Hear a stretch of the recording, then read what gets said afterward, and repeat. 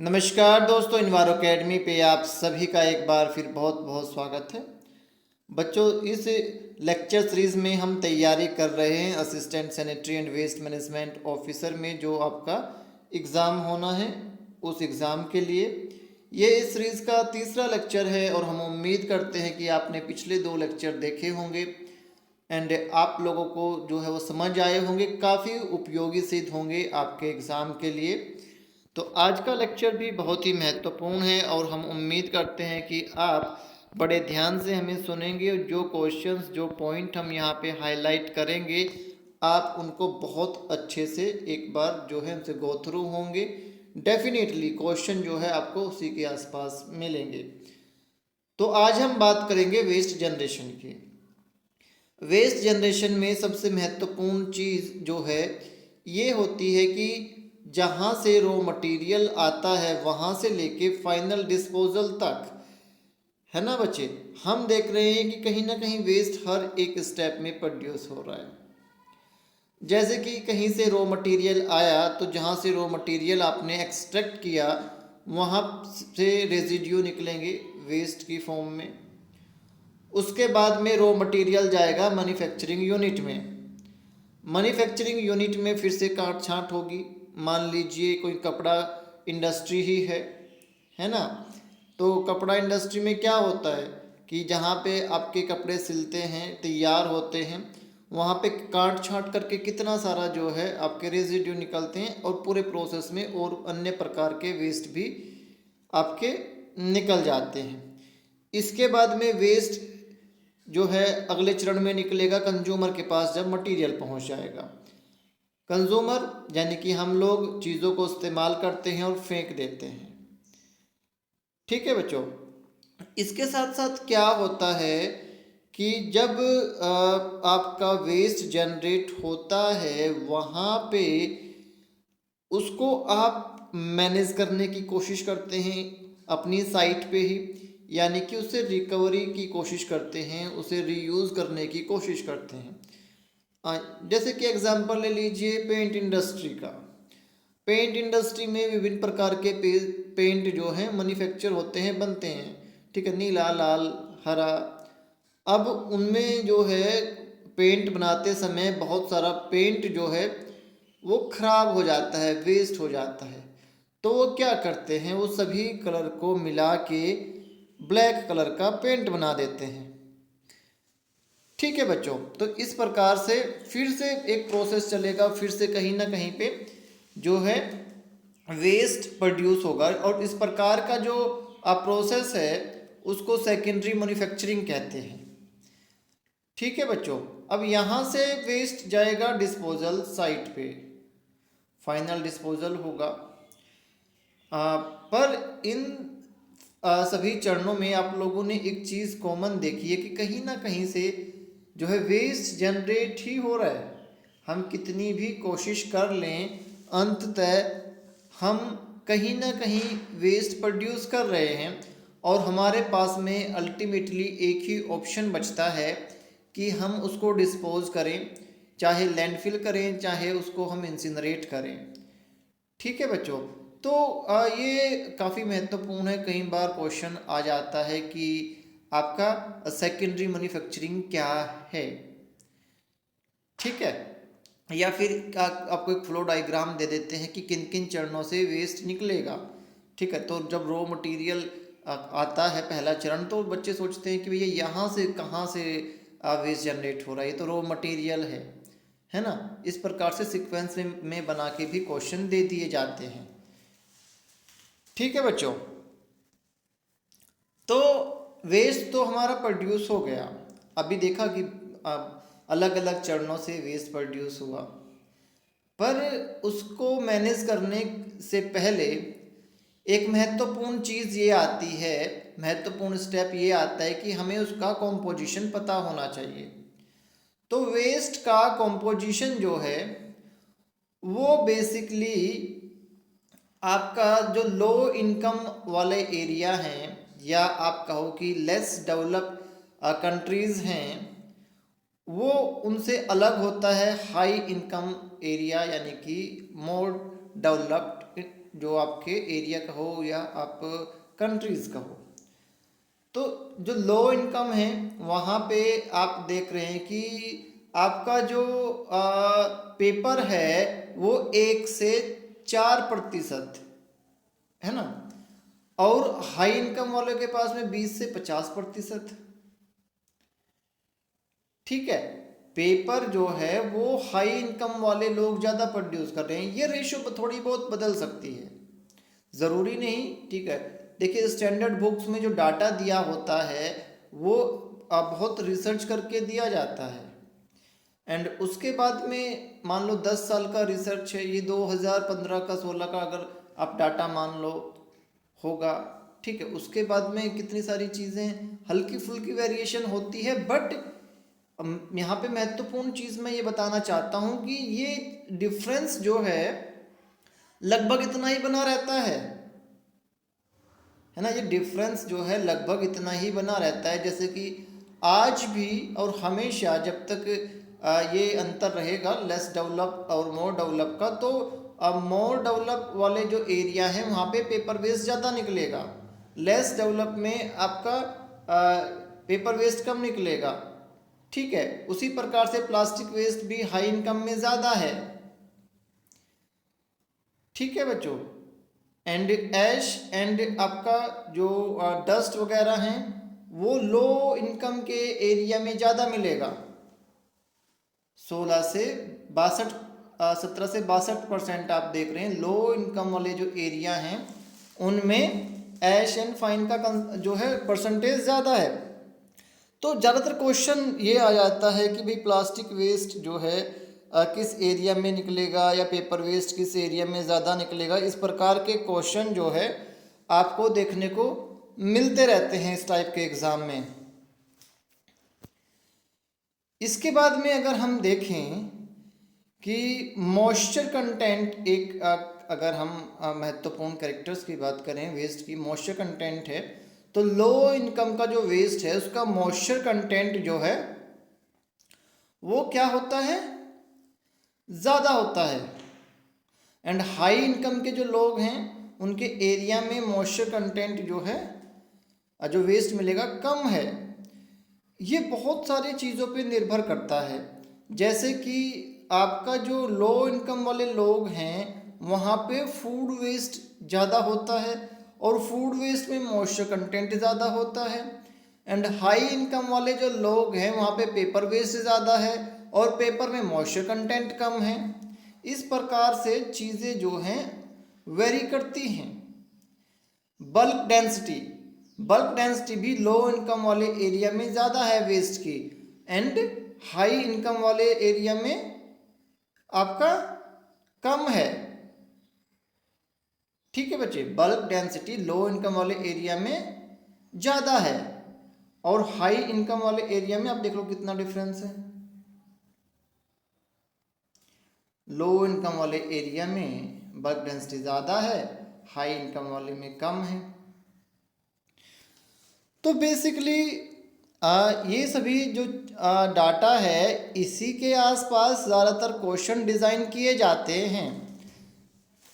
ठीक है बच्चों, अगर हम अब बात करते हैं इन डाटा की, तो आपको डाटा के साथ साथ लॉजिक भी समझना पड़ेगा, तभी जाके आप अपना सही आंसर लगा पाएंगे।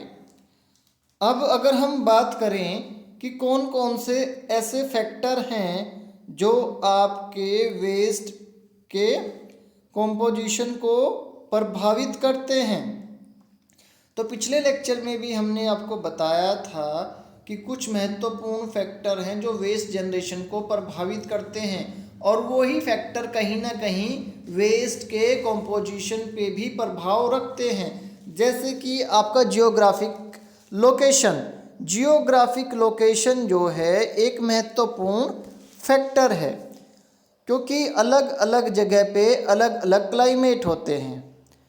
ठीक है बच्चों, अलग अलग क्लाइमेट में जो है अलग अलग तरीके के लोग हैं। अगर हम बात करें जैसे कि हमारे देश में इंडिया में जो क्लाइमेटिक कंडीशन है वो थोड़ी सी गर्म है ना, अफ्रीकन कंट्रीज़ के कंपैरिजन में बहुत ज़्यादा नहीं, ठीक है। बट हाँ, हमारे जो देश है, ठीक है, हमारा जो एशिया में जितने देश हैं वहाँ पे आप देख रहे हैं कि ये गर्म देश इसमें सारे आते हैं। तो यहाँ पे आपका जो वेस्ट होगा वो यूरोपियन कंट्री के वेस्ट से अलग होगा, ठीक है बच्चों। दूसरा आपका आता है सीज़न। सीज़न का मैंने पिछले लेक्चर में भी एग्जांपल दिया था। जैसे कि कुछ ऐसे सीज़न हैं जहाँ पे कुछ सर्टेन टाइप के वेजिटेशन ग्रो होते हैं, सर्टेन टाइप के फ्रूट्स ग्रो होते हैं, तो उसी के अनुसार जो है आपका कॉम्पोजिशन ऑफ वेस्ट बदल जाएगा, ठीक है। जैसे पिछले लेक्चर में मैंने आपको मैंगो का एग्जांपल दिया था, ठीक है बच्चों। नेक्स्ट है कलेक्शन फ्रीक्वेंसी। कलेक्शन फ्रीक्वेंसी भी एक महत्वपूर्ण फैक्टर है। जब आपका वेस्ट जो है जनरेट हुआ, तो वेस्ट जनरेट होने के बाद में अगर आप देखते हैं कि उसको जल्दी ही कलेक्ट कर लिया जाता है, ठीक है, तो उसमें जो चीज़ें हैं, ठीक, लाइक यहाँ पे आप ये देखिए कि पेपर, प्लास्टिक एंड आपका फूड वेस्ट सभी को मिक्स करके फेंक दिया जाता है।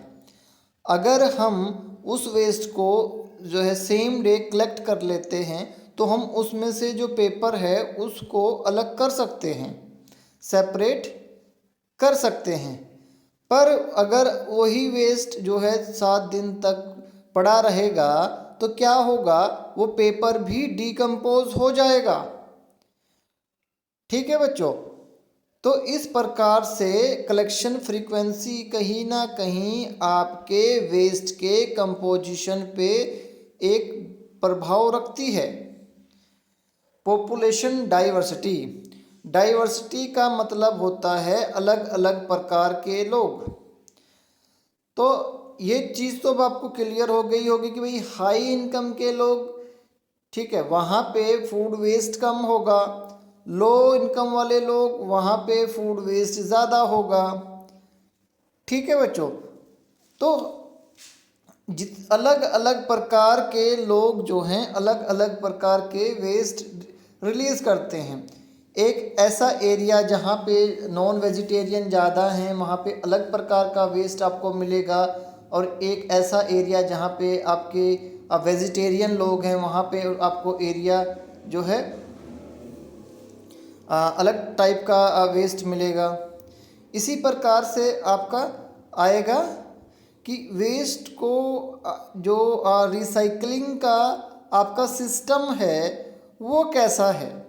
अगर वेस्ट को रिसाइकिल करने का सिस्टम जो है वो बहुत स्ट्रॉन्ग है तो क्या होगा कि आपके एरिया में मान लीजिए एक कोई ऐसी कंपनी इंडस्ट्री ऑपरेट है जो वेस्ट को रिसाइकिल कर रही है, तो उस एरिया में डेफिनेटली लोग अवेयर होंगे, और अवेयर होने के नाते वो क्या करते हैं, जो चीज़ें बिक सकती हैं, सेल हो सकती हैं, उनको सेपरेट करके रख लेते हैं। जैसे कि हमारे यहाँ पे आप जो आपके ना हेयर को कलेक्ट करने वाले आते हैं, वो हेयर्स के बदले में कुछ पैसे देते हैं। तो क्या होता है कि गाँव में जो महिलाएं हैं वो अपने हेयर्स को ऐसे फेंकती नहीं हैं, वो उनको सेपरेटली इकट्ठा करके रखती हैं, ठीक है। वैसे ही न्यूज़पेपर को का वैल्यू है, लोग न्यूज़पेपर को इकट्ठा करके रखते हैं। कांच की बोतलों का वैल्यू है, लोग उनको इकट्ठा करके रखते हैं, हालांकि वो है वेस्ट ही, ठीक है, बट फिर भी उनको उनका कुछ वैल्यू होने की वजह से, उनका रिसाइकलिंग वैल्यू होने की वजह से उनको इकट्ठा करके रखा जाता है। तो ये भी एक महत्वपूर्ण फैक्टर है जो वेस्ट के कॉम्पोजिशन को बहुत प्रभावित करता है। अगर कोई आपके वेट वेस्ट को यानी कि फूड वेस्ट को खरीदना स्टार्ट कर दे तो क्या होगा, आप सभी को बोलोगे कि भैया इसमें ना कोई भी प्लास्टिक नहीं होने चाहिए, कोई डस्ट नहीं होनी चाहिए, ठीक है, तो ही हम इसको खरीदेंगे। तो लोग क्या करेंगे, फूड वेस्ट को, वेट वेस्ट को अलग से कंटेनर में रखेंगे, क्योंकि अब उनको उसके बदले में कुछ मिल रहा है, वहाँ पे रिसाइकलिंग की फैसिलिटी अच्छी है। और वहाँ से जो भी आपका रिसाइकलिंग की कंपनी होगी वो वेट वेस्ट को खरीद लेगी और खरीदने के बाद में उसे कंपोस्ट या वर्मी कंपोस्ट बना देगी। तो ये भी एक बहुत ही महत्वपूर्ण फैक्टर है। Next is public attitude. Public attitude एक बहुत ही मेजर फैक्टर है, और ये हमेशा इंडिया जैसे देश में जहाँ पे पॉपुलेशन बहुत ज़्यादा है बहुत ही महत्वपूर्ण हो जाता है। क्योंकि हम सभी लोग जानते हैं कि इतनी बड़ी पॉपुलेशन को जो है डंडे के जोर पे हम नहीं सारा काम करा सकते। अगर लोगों की अप्रोच अच्छी रहेगी तो वहाँ पे क्या होता है कि लोग कानून को अपने आप फॉलो करते हैं। जैसे हमारे यहाँ पे आप चंडीगढ़ चले जाइए, चंडीगढ़ में क्या होता है कि लोग थोड़ा बहुत कानून का रिस्पेक्ट करते हैं, तो ट्रैफिक के रूल्स नहीं तोड़ते हैं। ठीक है, आपको वहाँ पे जो है ज़्यादातर एरिया में डस्टबिन रखे हुए दिखाई देंगे, ज़्यादातर लोग डस्टबिन यूज़ करते हैं। ठीक है, वहीं पे आप जो है हमारे यहाँ पे उत्तर प्रदेश के यहाँ पे देख लो। ठीक है, सहारनपुर में जहाँ का मैं बेसिकली हूँ, वहाँ पे क्या होता है कि लोग जो है डस्टबिन जैसी चीज़ों का इस्तेमाल ही नहीं करते हैं। सड़कों पे आपको दिखाई ही नहीं देंगी, अगर होंगी भी तो लोग उठा ले जाएंगे। ठीक है, हमारे गांव में डस्टबिन लगाए गए थे। ठीक, तो क्या हुआ, रात को उखाड़ ले गए लोग, डस्टबिन को उखाड़ के अपने घर रख लिया। कोई अपने गाय को चारा डाल रहा है उसमें, कोई गाय भैंस के लिए पानी भर रहा है उनमें, है ना। तो इस प्रकार की घटनाएं हो जाती हैं। ठीक है, पब्लिक एटीट्यूड जो है एक बहुत ही महत्वपूर्ण फैक्टर है आपके वेस्ट के जो कंपोजिशन है उसको वेरी करने में। वरना सिंपल सी चीज़ है, दो डस्टबिन लगे हुए हैं, एक में गीला आपने वेस्ट डालना है, एक में आपने ड्राई वेस्ट डालना है। तो जिसमें आपने वेट डालना है आप वेट डालेंगे, ड्राई डालेंगे तो उनको रिसाइकिल करना आसान होगा। ठीक है, उनमें जो है स्मेल की प्रॉब्लम कम हो जाएगी, बहुत सारी चीज़ें अपने आप सोल्व हो जाएंगी।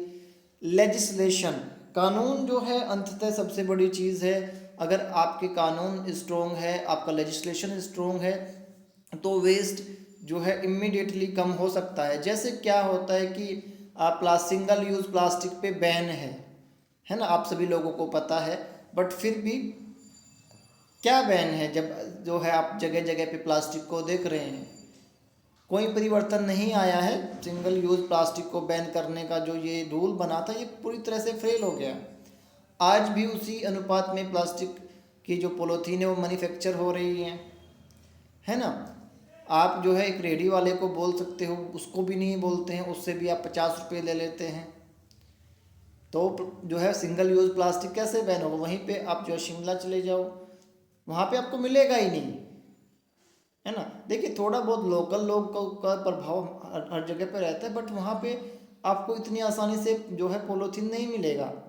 और हमारे यहाँ पे तो आप जाएंगे तो सबसे पहले यही बोलेंगे कि भैया डबल पॉलीथीन देना, कहीं ये बिखर ना जाए सामान, है ना। तो ये सारे फैक्टर्स जो हैं ये बहुत महत्वपूर्ण इन्फ्लुएंस रखते हैं आपके वेस्ट के कंपोजिशन के ऊपर। अब हमने ये देख लिया कि भैया वेस्ट कैसे जनरेट होता है। उसके बाद में बेसिक जो ये चीज़ देख ली कि इसका जो कंपोजिशन है वो वेरी करता है हाई इनकम और लो इनकम के एरिया में। इसके साथ साथ कौन कौन से ऐसे प्रभाव हैं जो और भी ज़्यादा इफेक्ट रखते हैं आपके वेस्ट के ऊपर। अब इससे थोड़ा आगे चलते हैं और बात करते हैं कुछ महत्वपूर्ण कैरेक्टर के बारे में वेस्ट के, जो वेस्ट के मैनेजमेंट में काफ़ी महत्वपूर्ण हैं। इनमें सबसे पहले हम बात करते हैं डेंसिटी की। डेंसिटी एक इम्पोर्टेंट पैरामीटर है, बचपन से हम इसको देखते आ रहे हैं, सुनते आ रहे हैं, मास अपॉन वॉल्यूम, है ना। और यूनिट क्या होगी आपकी, केजी पर क्यूबिक मीटर। ठीक है, तो डेंसिटी महत्वपूर्ण क्यों है। डेंसिटी महत्वपूर्ण इसलिए है, अगर आपको वेस्ट का डेंसिटी नहीं पता तो आप उसे कैसे ट्रांसपोर्ट करेंगे। ऐसा तो संभव नहीं है ना कि आप बोलेंगे कि भैया ठीक है वहाँ जाइए और वहाँ से वेस्ट उठा के ले आइए। ठीक है, आपके 2 चक्कर लगेंगे, अब पता चले कि वहाँ पे 10 चक्कर का वेस्ट पड़ा हुआ है ना। भैया ट्रांसपोर्ट में काफ़ी खर्च होता है, ट्रांसपोर्ट एक महत्वपूर्ण चीज़ है।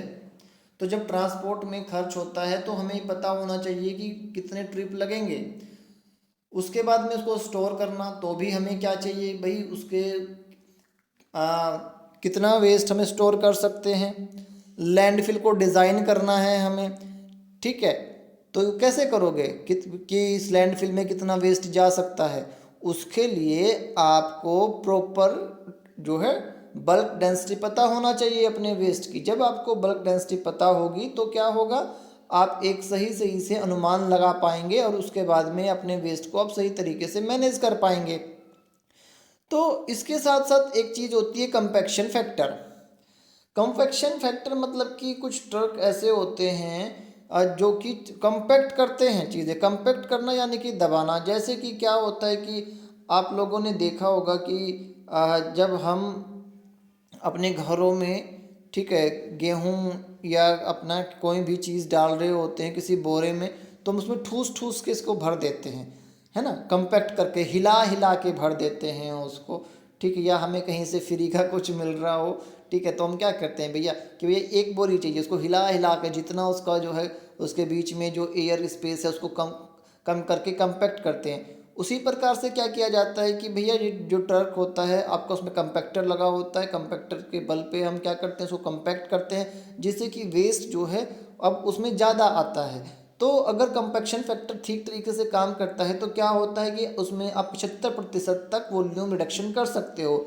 यानी कि एक जो ट्रक है जिसमें कंपैक्टर नहीं है, उसके अनुपात में एक ट्रक जिसमें कंपैक्टर लगा हुआ है, उसमें 4 गुना ज़्यादा आपका क्या आ सकता है, वेस्ट आ सकता है। ये काफ़ी महत्वपूर्ण है कि जो कंपैक्टर है उसमें कितने परसेंट आपका डेंसिटी रिड्यूस किया जा सकता है, वॉल्यूम रिड्यूस किया जा सकता है। ठीक है बच्चों, तो 75% तक जो है कंपैक्शन काम करता है। और आपका जो डेंसिटी है, अगर आपका पहले वो 100 था, वो 400 हो जाएगा, है ना, डेंसिटी बढ़ जाएगा, ठीक है, डेंसिटी बढ़ जाएगा। डेंसिटी क्या होता है आपका, मास अपॉन वॉल्यूम, है ना, मास अपॉन वॉल्यूम होता है।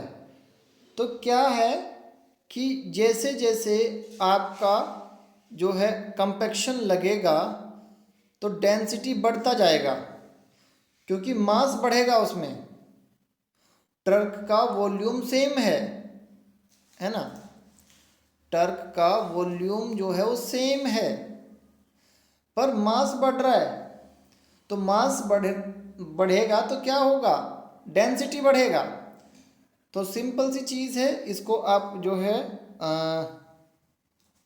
बहुत ध्यान से याद करेंगे, ठीक है। अगर अभी मैंने पिछली लाइन में गलती से ये बोल दिया और डेंसिटी कम हो रहा है तो उसे आप ठीक करेंगे, वॉल्यूम कम होगा एंड डेंसिटी बढ़ेगा, ठीक है। वॉल्यूम जो है वो कम होगा, समझ रही ना कैसे कम होगा, कंपैक्टर लग रहा है। अगर आप जो है ट्रक में कंपैक्टर लगा रहे हैं, उसमें ठूस ठूस के भर रहे हैं, तो वेस्ट का वॉल्यूम रिड्यूस हो रहा है ना।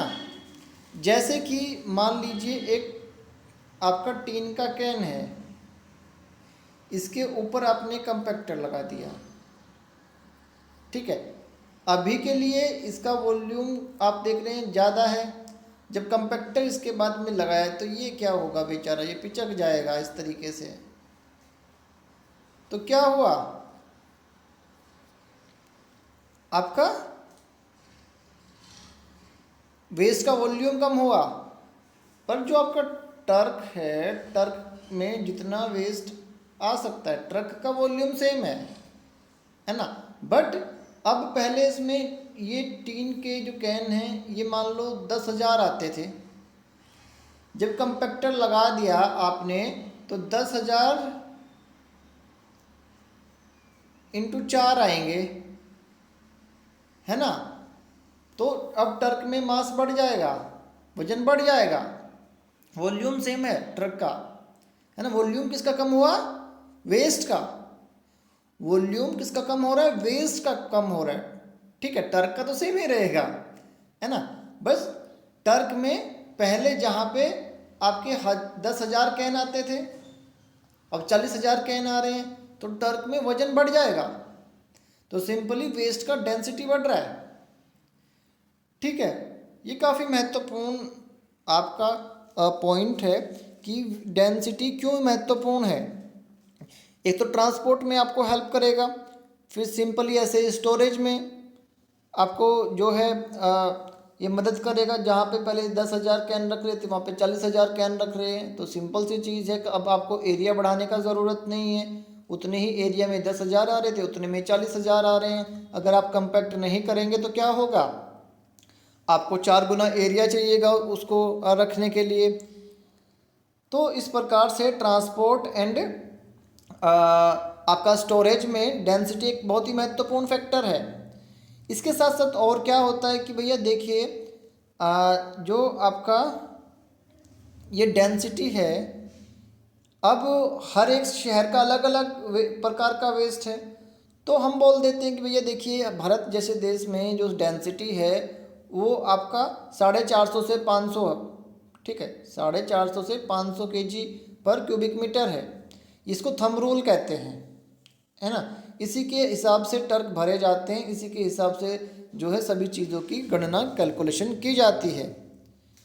ठीक है, अगला महत्वपूर्ण आपका पैरामीटर है moisture content. Moisture content again एक तो आपके ट्रांसपोर्ट में मदद करेगा। अगर मॉइस्चर कंटेंट का सही आपको अनुमान है, मॉइस्चर कंटेंट ज़्यादा है तो वेट ज़्यादा होगा, सिंपल सी चीज़ है। एंड दूसरा ये आप जज कर पाएंगे, ये आप अनुमान लगा पाएंगे कि इस प्रकार के वेस्ट का क्या करना है। इसका आपने कंपोस्ट बनाना है या इसका आपने जो है इसको जलाना है, क्या करना है, वो किस प्रकार का वेस्ट है। तो जब भी मॉइस्चर कंटेंट आपको निकालने के लिए आएगा तो उसका फार्मूला आपको पता होना चाहिए। वो क्या होता है, आपका wet weight minus dry weight divide by wet waste into 100। इस फॉर्मूला की हेल्प से आप मॉइस्चर कंटेंट निकाल सकते हैं। हो सकता है छोटा मोटा क्वेश्चन आपको दे दे कि मॉइस्चर कंटेंट कैलकुलेट करो। ठीक है, साइज अगेन जो है एक महत्वपूर्ण फैक्टर आ जाता है, ट्रांसपोर्ट में भी और स्टोरेज में भी। ठीक है, कंपैक्शन का ही आप जो है एक आप फिर से देख लीजिए। मान लीजिए बड़े बड़े बल्कि वेस्ट हैं, आपके टूटे फूटे फर्नीचर हैं, ठीक है, वहीं पे टूटे फूटे फर्नीचर को आप अगर छोटे छोटे पीसेस में ग्राइंड करके रखोगे तो क्या होगा, ट्रांसपोर्ट करने में भी आसान होगा और आपको जो है स्टोरेज में भी आसान होगा। फील्ड कैपेसिटी से आप क्या समझते हैं। देखिए, फील्ड कैपेसिटी का मतलब ये होता है कि जो आपका म्युनिसिपल सॉलिड वेस्ट है वो कितने अमाउंट में मॉइस्चर को होल्ड कर सकता है। ठीक है, आप लोगों ने देखा है कि भैया आपका जो वेस्ट है, ठीक है, उस वेस्ट में पानी है, पानी जो है ग्रेविटेशनल पुल की वजह से, गुरुत्वाकर्षण बल की वजह से नीचे की तरफ जा रहा है। ठीक है, तो एक समय तक तो पानी पीता रहेगा, जिसको सिंपल सी चीज़ है हम कहते हैं। तो जब तक वेस्ट जो है पानी पी रहा है, यानी कि पानी को शॉक कर रहा है, तब तक तो जो है आपका ठीक है ना। बट उसके बाद में क्या होगा कि जब आपका वेस्ट जो है उसके सभी पोर्स में पानी आ जाएगा तो water will be start to float on the surface of the waste. जो पानी है वो वेस्ट की सरफेस के ऊपर फ्लोट करना शुरू कर देगा। ठीक है, तो उससे पहले की स्थिति को फील्ड कैपेसिटी कहते हैं।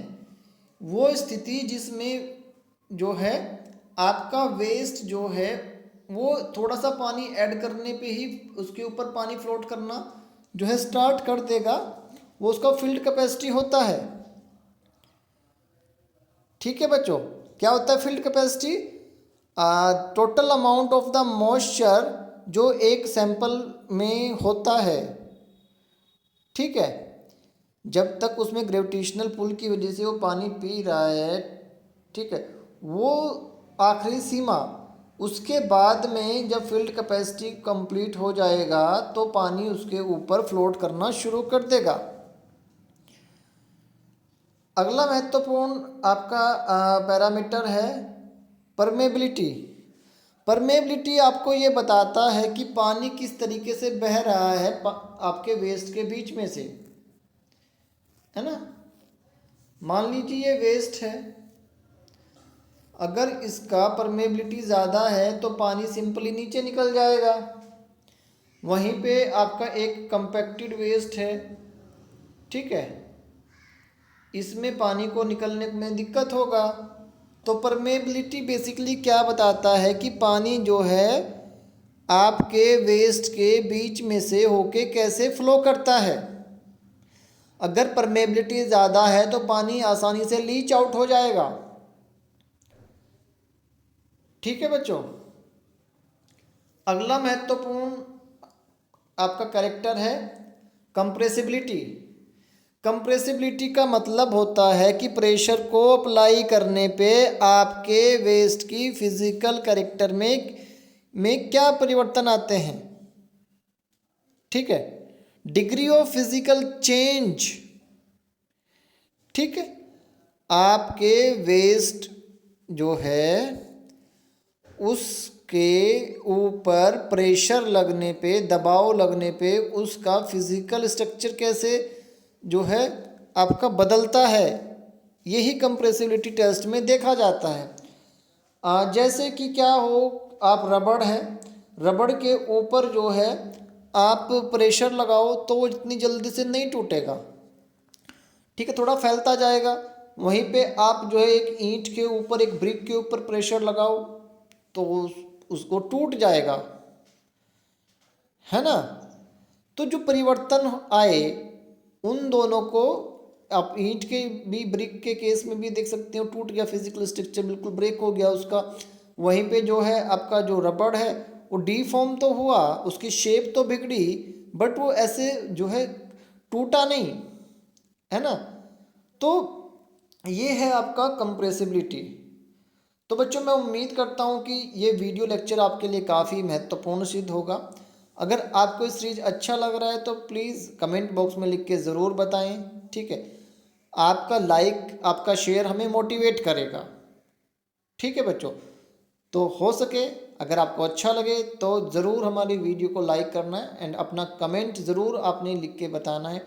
जितना ज़्यादा आपका जो है हमें सपोर्ट मिलेगा उतनी ही हम कोशिश करेंगे कि आपके लिए बेहतर से बेहतर जो है लेक्चर लेके आएँ इस सीरीज़ में और आपका सिलेबस कंप्लीट कराएं। तो सीखते रहिए, मुस्कुराते रहिए, हमारी बेस्ट विशेज़ आपके साथ में है। गॉड ब्लेस यू बच्चों, टेक केयर।